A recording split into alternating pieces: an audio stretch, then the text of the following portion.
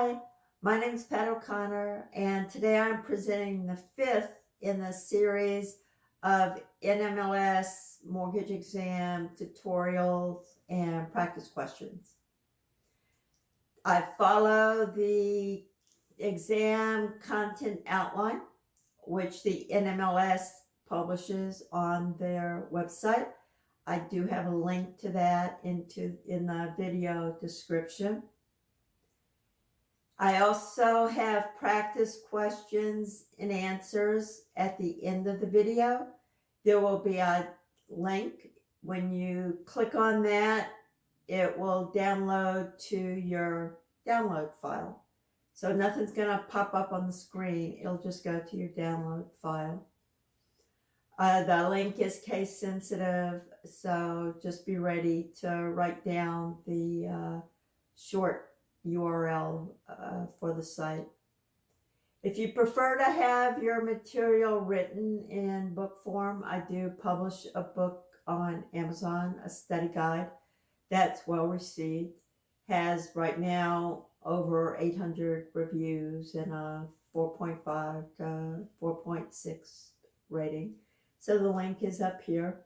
It's available in both Kindle and paperback format. I'll also down the road be creating an Audible book of the material, but that's not ready yet. Okay, so we're going to be talking about HMDA, FCRA, FACT Act, and the Bank Secrecy Anti-Money Laundering Act.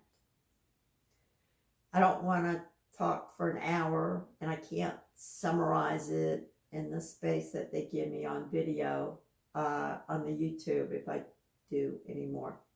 So that's why this is not all 12 of the laws. So I pared it down. All right, I do publish these every week. So if you like them, please subscribe. That way you won't miss anything. And these are free. So it's a way to say thank you, which I appreciate. All right, Home Mortgage Disclosure Act, HMDA. This was passed in 1975. It's implemented as Regulation C.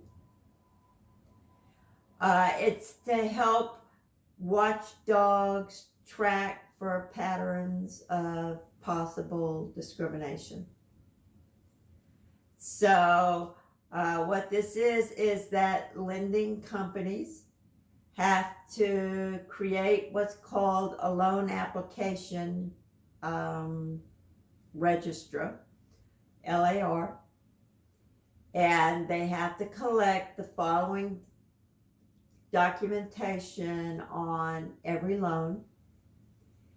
So what they need to put into this registrar is the loan amount, the purpose of the loan. Is it a purchase? Is it a refinance? Is it a home remodeling loan? Loan type, conventional, FHA, VA. The location of the property. The race of the borrower. The age of the borrower. The ethnicity of the borrower, Hispanic versus non-Hispanic. The gender, whether or not the loan was approved. If the loan was denied, they have to put in the reason why it was denied. If the loan was denied, they have to say whether the interest rate that was charged was over a particular threshold. And the type of entity that purchased the loan, if it was sold. So typically these is Fannie Mae or Freddie Mac, and that's the secondary mortgage market that we will talk about later in this series of tutorials. All right, so then the Federal Financial Institution Examination Council has the lenders upload these reports every year. They check them for errors, and then they input them into a database that is publicly searchable. So you can, some of these watchdogs, if they suspect that a particular bank is really not making the amount of loans to qualified minorities that they should be, this is the way that they will catch it. All right. So that's HMDA, HMDA. The next one is FCRA, the Fair Credit Reporting Act, and this was passed in 1970. Everybody and their brother has a credit card by then. If you were a college student, checked in the first day at your mailbox. Here's, speaking from experience here, here are applications for credit cards. 1970. So what FCRA does is it gives the public a way to dispute the charges on the credit report. One of the things that it does is it will clean up, it will take out bankruptcies. After 10 years, bankruptcies will no longer appear on the credit report, and tax lien and foreclosures will no longer appear after 7 years. So with FCRA, if a consumer had an issue with some charge that they thought was false, they could contact one of the 3 credit repositories. These are also called credit bureaus. They're also called credit reporting agencies, CRA. They all refer to the same thing. So you have TransUnion, Experian, and Equifax. Okay, so those are the 3 in the United States. Databases full of all of your purchases. Here if you've already had ECOA, Equal Credit Opportunity Act, it appeared first in FCRA, where the lender has to send out an adverse notice if the loan has been denied. And then you can request, within 60 days of that, the borrower can request a free copy of the credit report. All right, so that was 1970. The internet, the web, didn't really start till like the 1995-ish, somewhere around there. World Wide Web. We're going to work on the World Wide Web. I was in technology at the time, so when it first came about, I was a computer programmer. So by the year 2003, when the FACT Act was passed, you had all of these hackers, right? Identity theft was a big problem, where it wasn't so much of a problem in 1970 when everybody wasn't connected. By 2003, we were a very small world here as far as the internet goes. So the FACT Act was really to protect an individual's identity. And the one way that they did this is that it allowed consumers to have a free copy of their credit report every year from each of these 3 credit repositories: TransUnion, Experian, Equifax. However, you have to pay to get your credit score, but you get the report for free, and you can tell if accounts have been opened that you didn't open.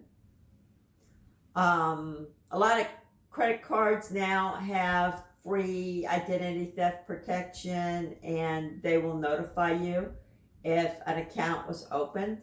I have discovered, and I took out a car loan, and like just a few days later, they sent me a message. There is a new account that has been opened in your name. Did you open this? So that's very useful. Again, that never used to happen.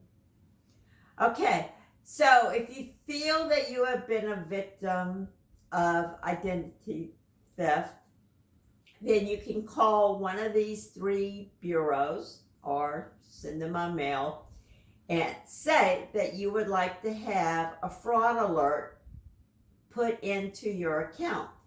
And whichever one of the 3 you contact, they will notify the other 2. And what this does, it gives you 90 days where the lenders will ask for additional information from anyone who is using your identity. Maybe it'll be what's your phone number or what's your address, something that they have on file to double check that it was actually you who was using the credit. So you have 90 days if you think you have been a victim, and you are allowed to pull 1 free credit report. If you file a police report, you can have this fraud alert for 7 years in all 3 of these credit repositories, where the vendor will have to verify the identity of who's ever using that credit, and you get 2 free credit reports every year from each of the 3 repositories. So that's if you file a police report. So it's to your benefit if you find something and it's like, I didn't do this, to do a police report, because that's all it'll take. And then you'll get that 7-year fraud alert set up. Okay, so the FACT Act, for those of you who were using credit cards before the FACT Act was passed in 2003, you go into a restaurant and you charge your food, the receipt would have your entire credit card number on it. Companies would send you bills. I still have one, I think, that's sending the full credit card number, or maybe it's just my account number on the bill. So the FACT Act said, nah, you can't do that. You can only do like the last 5 digits of the card number. Yeah, because people would crumble these up, put them in the trash can. Person behind them, take them out of the trash can. They now have your credit card number. Okay, so the FACT Act prevented that. It also said that if you request your credit report, that you can request that only the last 4 digits appear on the report. Just in case you're going to give it to a mortgage broker who leaves it lying around on his desk, trust no one. It's tough. If a consumer misses a payment or makes a late or partial payment, the creditor has to notify the individual within 30 days after reporting the information to a credit bureau. So most likely this will not come as a separate mail. It will probably be part of your monthly statement. You didn't pay, so you were late. You're more than 30 days late, or whatever their limit is for reporting. So we have now notified the credit bureau. And then you can look at your credit score. It's going to go down. Okay. Another thing that the FACT Act did, and I used to be a mortgage broker. I was, in fact, a licensed mortgage broker in 2003. And then they came out and said that you had to dispose of the credit reports properly. So what did that mean? It didn't require a shredder, but at that time, pretty much, I think the sales of shredders probably went through the roof because you couldn't put them in the company trash. That was not disposing of them properly. They came out with protocols that you could leave nothing on your desk at night. Everything had to be under lock and key because you have cleaning people coming in the offices during the night. I don't know, even your coworker could have been collecting, the private information. So everything has to be locked up. And I think shredding is probably the preferred method now for disposal of the credit reports. Every time you apply somewhere, you get the National Credit Score Disclosure, and that's because of the FACT Act. It will just say you have your application. If you don't understand anything about your acceptance, contact one of these repositories. Credit score is just one factor, and whether or not your loan will get approved. It's a pretty big factor, but it's just one factor. And then they'll say that the range of credit score, possible credit scores, is 300 to 850. So the fact that required that notice to be sent out. Okay, Federal Trade Commission red flag rules. Again, this is part of the FACT Act, and it was implemented so that employees of lenders, employees of any of these financial firms can recognize suspicious activity. So some of the requirements are they have to be proactive. They have to have a written training program for their employees that must be managed by the board of directors or someone in senior management.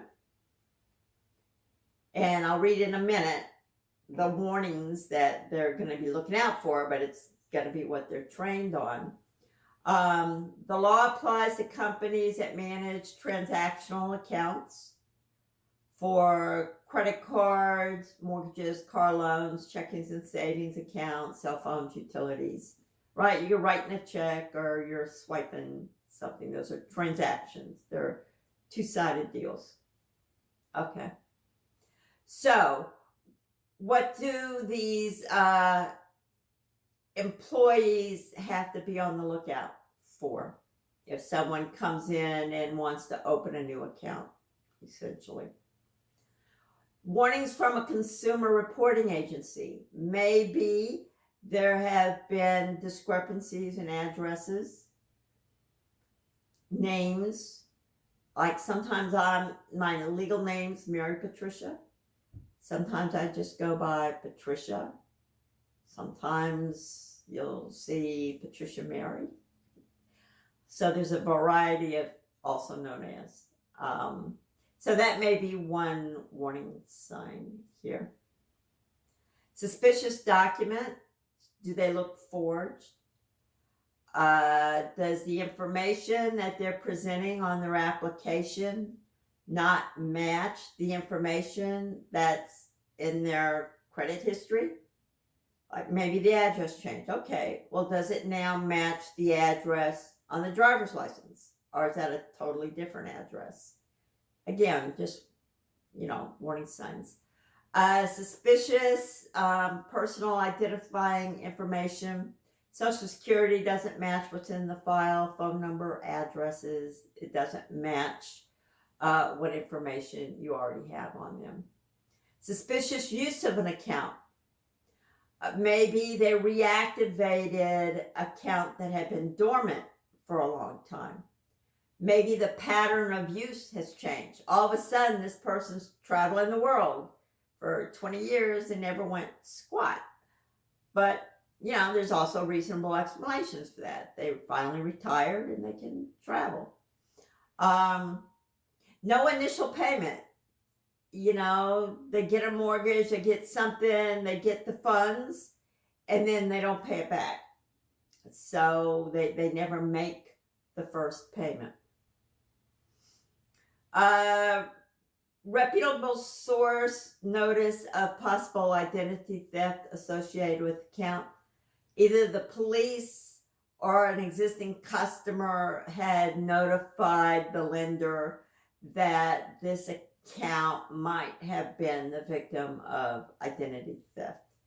So it's not somebody coming off the street that has a grudge against somebody, right? There's been a police officer or somebody that the bank already has a history with.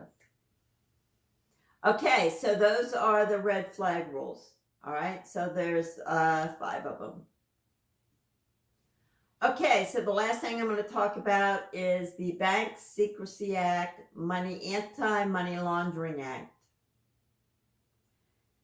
Companies are required to have policies and to keep records and fill out a currency transaction report with the IRS for cash purchases exceeding $10,000 in one day. I don't know of any title companies that allow you to bring cash to a closing table. Again, it's the money laundering aspect of this. Individuals, transporting more than $10,000 in or out of the country. So if you have traveled internationally, there's a form saying, I do not have, or I do have $10,000 or more on my person. And you turn that in when you put in your, show your passport at the checkpoints. Any financial institution subject to the Bank Secrecy Act must file a suspicious activity report, an SAR, if it detects suspicious or illegal behavior by a customer or an employee. And this includes your internet hacks. All right, if somebody has hacked into your computer system, you have to file a report. You have to file the report within 30 days if you have a suspect, or within 60 days if you don't have a suspect. So it'll give you time to try and have your IT people track it down. The contents of a SAR, suspicious activity report, are confidential. They cannot even be revealed with a subpoena. And if you have any foreign banks, brokerage accounts, you have to report their existence and to the IRS every year, just so that they can keep track. Again, it's to prevent money laundering, but you got the Cayman Islands, you got Switzerland, but everything should be. These are individuals, not companies. There may be a separate law for companies, but these are individuals with foreign accounts. All right, so that's it. Right now, the link to your practice quizzes is above my head. If you watch for the next minute or two, I will have links that are clickable to 2 of the other videos in this series. So if you had missed one, you can go ahead and watch it now. The link to my mortgage exam channel is also in the description, so that you can go back and review anything. The national exam is very hard, I know. I took it twice, once in 2010 and once in 2020 or 21. Aced it both times, but it is very difficult. So you're welcome to come back as much as you need. Sometimes hearing a person's voice plus reading the description will help cement the information in your brain. All right, again, if you like it, please subscribe, and I will see you next week with more federal laws. Bye.